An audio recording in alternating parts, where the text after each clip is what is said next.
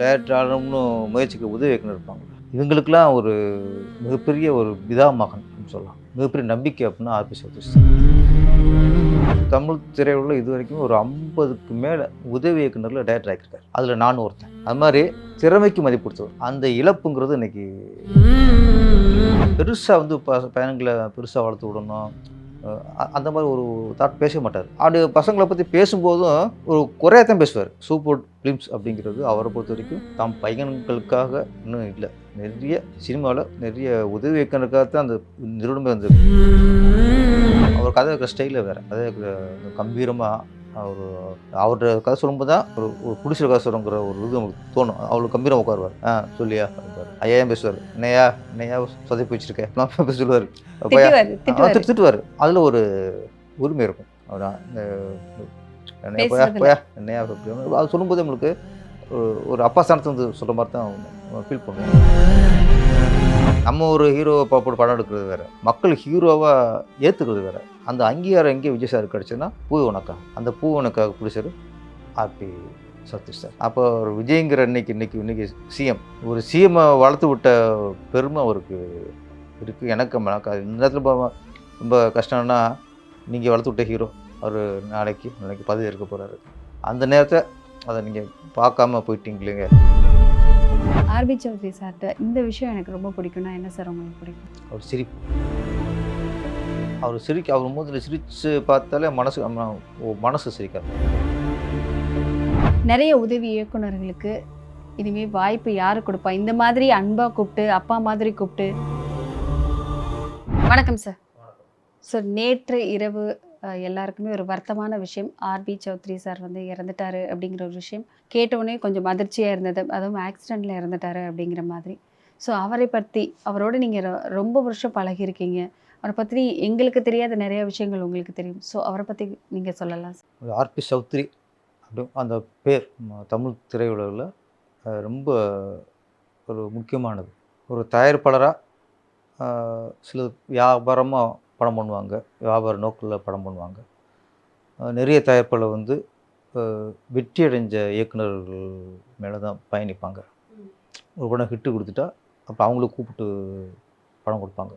இதுதான் திரையுலகில் நடந்துக்கிற விஷயம். ஓகே, யார் டாப்பில் இருக்காங்களோ அவங்க பயணிப்பாங்க. ஜெயிச்சுட்டா ஒரு 10 முடிச்சு போயிடுவாங்க அந்த டைரக்டர். ஆனால் ஜெயிக்காத டைரக்டர்கள் டைரக்டர் ஆகணும்னு முயற்சிக்கு உதவி இயக்குனர் இருப்பாங்க. இவங்களுக்கெல்லாம் ஒரு மிகப்பெரிய ஒரு பிதாமகன் சொல்லலாம். மிகப்பெரிய நம்பிக்கை அப்படின்னா ஆர்பி சதீஷ் சார். ஏன்னா அவர் தமிழ் திரையுலகில் இது வரைக்கும் ஒரு 50க்கு மேலே உதவி இயக்குனரில் டைரக்டர் ஆகியிருக்கார். அந்த சாதனை வந்து எந்த ப்ரொடியூசரும் பண்ணலை. பண்ணியிருப்பாங்க ஒரு 10 பேர் 5 உதவி இயக்குனர் டைரக்டர் ஆகியிருப்பாங்க. இவர் தான் 50க்கு மேலே உதவி இயக்குனராக டைரக்டர் ஆகியிருக்காரு. அதில் நானும் ஒருத்தன். திருப்பாச்சி தான் எனக்கு ஃபஸ்ட்டு படம். நானும் உதவி இயக்குனராக ஒரு 15 வருஷம் போராடினேன். 15 வருஷத்துக்கு அதுக்கப்புறம் எனக்கு கிடைச்ச ஒரு விடியல்னு சொல்லலாம். ஆமாம். அப்போ என் லட்சியத்துக்கு அவர் தான் உயிர் கொடுத்துருக்காரு.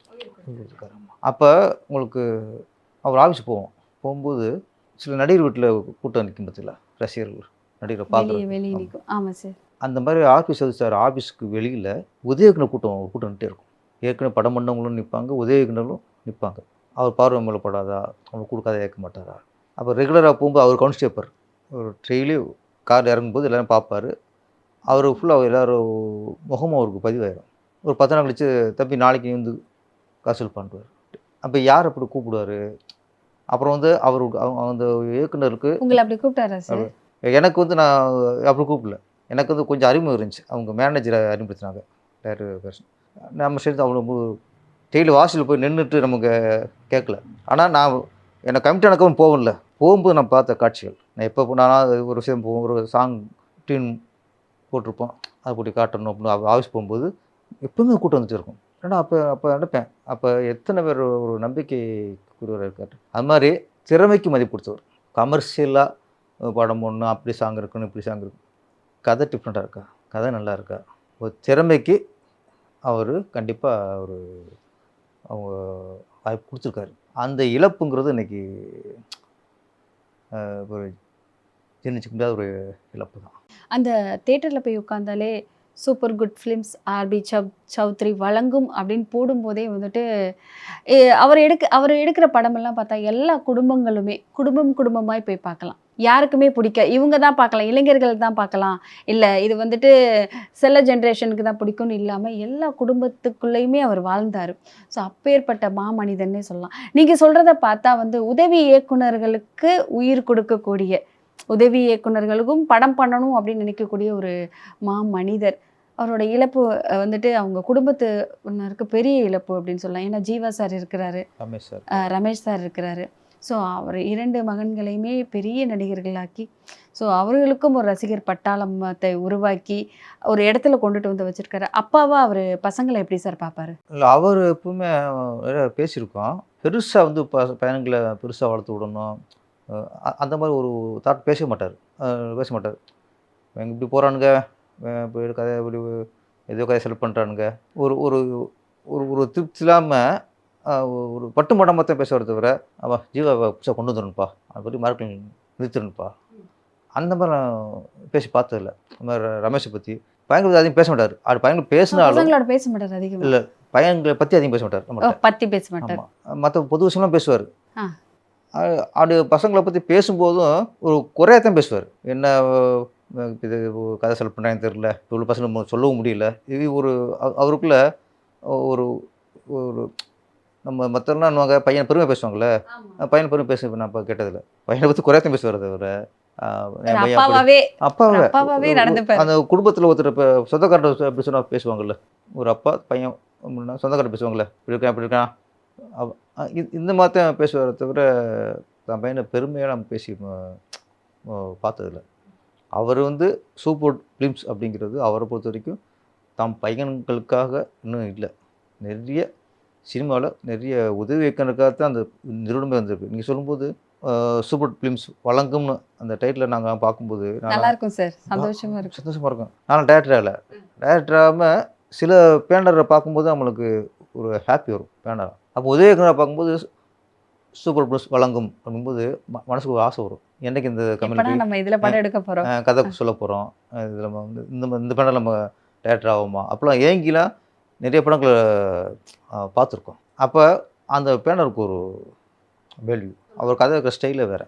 ஓகே, அவர் கதை இருக்கிற அந்த கம்பீரமாக அவர்கிட்ட கதை சொல்லும்போது தான் ஒரு பிடிச்சிற கதை சொல்லுங்கிற ஒரு இது நமக்கு தோணும். அவளுக்கு கம்பீரம் உட்காந்து சொல்லியா அப்படின்பாரு. ஐயா பேசுவார், என்னையா சொதப்பி வச்சுருக்கேன் அப்படிலாம் சொல்லுவார். திட்டுவார், என்னையா நீ அப்படின்பார். அதில் ஒரு உரிமை இருக்கும். அவர் இந்த என்னையா போயா என்னையா அப்படி அது சொல்லும்போது நம்மளுக்கு ஒரு அப்பா ஸ்தானத்தை வந்து சொல்கிற மாதிரி தான் ஃபீல் பண்ணுவோம். திருப்பாச்சி கதை ஃபுல்லாக கேட்டார். ஏன்னா சொன்ன வார்த்தை, இந்த ஸ்டைலில் நம்ம பேனரில் படம் பண்ணது இல்லையா அவன் சொல்லும்போதே போச்சு, இல்லை போல இருக்குது, நீ கொடுக்க மாட்டேன்னு நினச்சினான். இந்த மாதிரி பண்ணது இல்லையா, நான் கதை நல்லா இருக்கியா, எனக்கு விஜய்க்கு பக்காவாக செட் ஆகும். அவருக்கு எங்கேயே பிடிச்சி போச்சுன்னா, நீங்கள் சொன்னீங்களே அந்த ஃபேமிலி மேட்ரு, அந்த அண்ணன் தங்கை சென்டிமெண்ட்டில் ஒரு கமர்ஷியல் விட்டார். இந்த சாங்கு ஃபைட்லாம் விட்டார். அந்த அண்ணன் சென்டிமெண்ட்டு கொஞ்சம் அது அவருக்கு பிடிச்சது. இது கரெக்டாக இருக்குங்க, புதுசாக இருக்குங்க விஜய்க்கு, ஓகே அப்படி தான் கதையை ஓகே பண்ணார். ஒரு கமர்ஷியல் என்னை பொறுத்த வரைக்கும் முதல்ல ஒரு ஃபுல் அண்ட் ஃபுல் கமர்ஷியல் படத்தை ஓகே பண்ணது என் கதையாக இருக்கும். உங்கள் கதை தான் உங்களுக்கு மற்றபடி அவர் நாட்டாமல் பண்ணியிருக்கலாம், சூரிய வம்சம் பண்ணியிருக்கலாம். இருந்தாலும் அதுக்கு ஒரு கதை இருக்கும். ஃபைட்டு சாங் இருந்தால் கூட எல்லாத்துலேயும் அந்த ஒரு வேறு ஒரு டைப்பான கதை தான் இருக்கும். கமர்ஷியலுங்கிறதுல இருக்காது. இது ஃபுல் அண்ட் ஃபுல் கமர்ஷியல். அதனால் சூப்பர் ஃபிலிம்ஸில் முதல்ல கமர்ஷியல் படம் பண்ணது நானாக இருக்கும். அது வந்து அதுக்குள்ளே ஒரு கதை இருக்குங்கிறத உணர்ந்து தான் எனக்கு கொடுத்தாரு. இன்னைக்கு வரைக்குமே அந்த திருப்பாச்சி படத்தில் வர அண்ணன் தங்கச்சி, அந்த சிவாஜி சாவித்திரிக்கு அப்புறம் வந்துட்டு விஜய் அந்த ஹீரோயின் தான் அப்படி சொல்லுவாங்க. அதில் ஒரு பாடல் வரும், என்னத்தவன் செஞ்சு புட்டோம் அண்ணன் தங்க ஆயி புட்டோம் பாவி நானும் பொண்ணா பிறந்த பாவமா. இன்றைக்கும் அரசியலுக்கு இதில் அதுதான் அதிகம் ஓடிக்கிருக்கு. இப்போ அது நம்ம கமர்ஷியல் தான் பேரை தவிர நமக்கு வந்து பெண்கள் வந்து படம் பார்க்கணும், ஃபேமிலியோட படம் பார்க்கணும். அந்த எண்ணத்தில் நம்ம ஃபுல் ஸ்கிரிப்ட் பண்ணுவோம். திருப்பாச்சியாக இருக்கட்டும், சிவகாசியாக இருக்கட்டும், பேருக்கு தான் கமர்ஷியல் படம்னு ஒரு முத்திரை இருக்கும். ஆனால் உள்ளே பார்த்தா உங்களுக்கு கதைன்னு பார்த்தா ஃபேமிலியோடு பார்க்குற ஒரு கதையாக தான் இருக்கும். அது என்னக்கூடிய ஸ்டைலாக நான் வகுத்துக்கிட்டேன். ஒரு படம் எடுத்தால் யூத்துக்காக எடுத்தோம், இவங்களுக்கு எடுத்தோம் அப்படிலாம் இல்லை, காலேஜ் ஸ்டூடெண்ட்டுக்காக எடுத்தோம், அது இல்லை. படம் தான் எல்லாத்துக்கும் படம், எல்லாரும் பார்க்குற மாதிரி படம் இருக்கணும். அதில் தான் திருப்பாச்சியும் அந்த வகையில் தான் வந்துச்சு. இன்ன வரைக்கும் திருப்பாச்சி அண்ணன் தங்கச்சி சென்டிமெண்ட் பண்ணும்போது திருப்பாச்சி எல்லாத்துக்கும் ஞாபகம் வந்துடுது. எப்படி ஒரு பாசம் மலர் ஞாபகத்துக்கு வரும், அதுக்கப்புறம் முள்ளு மலரும் ஞாபகத்துக்கு வரும், கிழக்கு செம்மையில் சொல்லுவாங்க. அதுக்கடுத்து அந்த வரிசையில் அனந்தங்களா திருப்பாச்சிங்கிறது அது இன்ன வரைக்கும் அது பேசப்படுதுன்னா, இன்னும் இந்த நேரத்தில் நம்ம சவுத் சாருக்கு நன்றி சொல்லணும். அவர் கூடவே இருந்திருக்கீங்க சார் நீங்கள். அவரை பற்றின நிறையா விஷயங்கள் சொல்கிறீங்க. அவர் எப்பேற்பட்டவர் சார்? இப்போ மக்கள்கிட்ட பழகுறதுல, ஒரு சாதாரண மனுஷங்க கிட்ட பழகுறதுல எப்படி பழகுவார்? ரொம்ப ரொம்ப ஹியூமர் அவர். ஆமாம், அவர் சவுத் சார் பெரிய புடிச்சர் மாதிரி நினைப்போம். அவ்வளோ கலாய்ப்பார், ரொம்ப காமெடி அடித்து நல்லா சிரிப்பார், ரொம்ப கலகலப்பான ஒரு. ஆமாம், ஒருத்தர் பேசும்போதே அவங்கள ஆக்சுவலாக அவருக்குள்ள ஒரு கவுண்ட் பண்ணியிருப்பார், நக்கல் அடிப்பார். நமக்கே இன்னும் அவ்வளோ பெரிய மனுஷன் ஒன்று ஈஸியாக நக்கல் அடிச்சுட்டு போயிடுவார். ரொம்ப கலகலப்பானவர். அவர் போய் உள்ளே உட்காந்தோம்னா 15 மினிட் சிரிச்சுட்டு வருவோம். அது மாதிரி நட்புக்கு ரொம்ப முக்கியத்துவம் கொடுப்பார். ஏன்னா இன்றைக்கி ஆரம்ப காலத்தில் அவர் படம் அந்த புது வசனம் பண்ணும்போது அவர் கூட அந்த நண்பர் இருப்பாங்களே, ஹெல்ப் பண்ணவங்க, பார்ட்னர்ஸு, ஃபைனான்சியர், கடைசி வரைக்கும் இன்ன வரைக்கும் இருப்பாங்க. அவங்களுக்கு என்னை பொறுத்த வரைக்கும் ஆந்திராவில் சில ப்ரொடியூசர்ஸு பார்ட்னர் பண்ணுவாங்க. இன்ன வரைக்கும் ஒரு படத்தை அவங்க தான் பார்ட்னர். கழட்டி விட மாட்டார். எவ்வளோ உயர்ந்தாலும் ஆரம்ப காலத்தில் இருந்தவங்கள இன்றைக்கும் அவங்க அரவணைச்சு வச்சுருக்காங்கிறது ஒரு நட்பு. நட்புக்கு ஒரு அடையாளம் தான். அதே மாதிரி அவர் இன்னும் பிடிச்ச விஷயம்னா, நம்ம பெரிய நடிகரை வச்சு பண்ணிடணும் அந்த ஆர்வம் அவர்கிட்ட எப்போவுமே இருக்காது. ஆமாம், இப்போ நான் போயிட்டு சார் ரஜினி சார் கழிச்சிட்ருக்கு அப்படின்னா கூட அப்படியா அதோடைய கதையை சொல்லி ஆடுப்பார் அவர். நீ கமல்ஹாசனை கொண்டு வரேன், ரஜினி சாரை கொண்டு வரேன், அஜித் சாரை கொண்டு வரேன் அப்படின்னா, அவருக்கு என் ஹீரோவுக்கு 2வது ஆப்ஷன் இருக்கும். நீ கதையை சொல்லும் போதில். இப்போ உங்களுக்கு பெரிய ஹீரோனை பார்க்குற விஜய் சார் வந்து அவர் வளர்த்து விட்ட ஹீரோ தான். ஆமாம், சவுத் சார்னா ரொம்ப விஜய் சாரும் கொண்டாப்பட்டிருக்காரு. ஏன்னா ஆரம்பத்தில் அப்பா தான் தொடர்ந்து 4 படம் பண்ணார். அது வந்து யூத்துக்கள் பார்க்குற மாதிரி ரசிகன், விஷ்ணு, இந்த மாதிரி ஒரு லவ் வித் கிளாம் வருவாங்களே, இதெல்லாம் வச்சு தான் அவர் அப்பா பண்ணார். முதல் முறையாக அந்த ஹீரோ அங்கீகாரம் இருக்குல்ல, நம்ம ஹீரோ நடிக்கிறது வேறு. கண்டிப்பாக சார். ஹீரோ 10, 1000, 100 கூட நடிக்கலாம். ஆனால் ஹீரோங்கிற அங்கீகாரம் ஒன்று ஒரு கிடைக்கும். அது இங்கே கிடைக்கும், மக்கள்கிட்ட கிடைக்கும். நம்ம ஒரு ஹீரோவை போட்டு படம் எடுக்கிறது வேறு, மக்கள் ஹீரோவாக ஏற்றுக்கிறது வேறு. அந்த அங்கீகாரம் எங்கே விஜய் சார் கிடச்சுன்னா, பூ உனக்காக. அந்த பூ உனக்காக பிடிச்சார் ஆர்பி சதீஷ் சார். அப்போ ஒரு விஜய்ங்கிற இன்னைக்கு சிஎம், ஒரு சிஎம்மை வளர்த்து விட்ட பெருமை அவருக்கு இருக்குது. எனக்கு இந்த நேரத்தில் ரொம்ப கஷ்டம்னா, நீங்கள் வளர்த்து விட்ட ஹீரோ அவர் நாளைக்கு பதவி இருக்க போகிறாரு. அந்த நேரத்தை அதை நீங்கள் பார்க்காம போயிட்டீங்களேங்க அப்படிங்கிறது. என்ன, அவர் வளர்த்து பிள்ளை தான். ஹீரோக்கள் வந்து சில ஹீரோ தான் வளர்ந்ததுக்கப்புறம் தாங்க, நிறைய ஹீரோ அவர் வளர்த்து விட்ட ஹீரோக்கள். முரளியாக இருக்கட்டும், முரளிலாம் ஒரு டல்லாக இருக்கிற நேரத்தில் புது வருஷம் புதிய ஹிட்டானதுக்கப்புறம் முரளி ஒரு மார்க்கெட் ஹீரோவாக ஆனார். அதுவும் நிறைய ஹீரோக்கள். அது ஒரு இப்போ எப்படி 100வது படம் பண்ணுறதுக்கு முன்னாடி போயிட்டாருன்னு ஒரு வருத்தம் இருக்கும். அப்புறம் விஜய் சிஎம்மாக போகிறாரு, அந்த காட்சியும் பார்க்காம போயிட்டார். ஏன்னா அவர் ரொம்ப பெருமையாக இருப்பார், நம்ம வளர்த்து விட்டு பையன் அப்படின்ட்டு ரொம்ப பெருமையாக இருப்பார்.